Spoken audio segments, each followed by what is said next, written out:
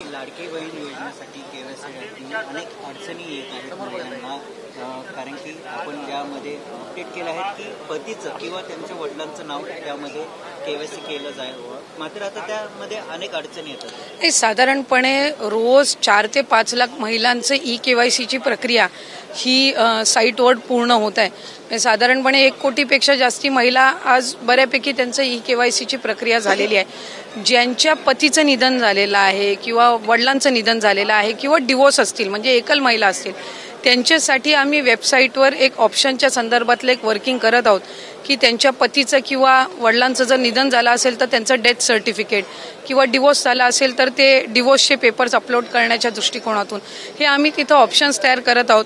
त्यासाठी वेबसाईटमध्ये ज्या काही त्या पेजवर ज्या काही बदल करण्याची गरज आहे त्याची प्रक्रिया ही आम्ही सुरू करत आहोत। त्यामुळे साधारणपणे ज्या सर्व पात्र महिला आहेत त्या लाभापासून वंचित राहता कामा नये या दृष्टिकोनातून आम्ही काम करत आहोत। नाही, अशा 18 नोव्हेंबर पर्यंत साधारणपणे केवायसीची प्रक्रिया आहे। त्याच्यामध्ये पण जो मधल्या कालावधीमध्ये पाऊस झाला किंवा मराठवाडा आणि पश्चिम महाराष्ट्र, काही कोकणाच्या परिसरामध्ये, उत्तर महाराष्ट्रामध्ये जी अतिवृष्टी झाली, या संबंध परिस्थितीमध्ये कायकांचे कागदपत्र त्यांना गमवावे लागले, म्हणजे त्या पुराच्या परिस्थितीमध्ये।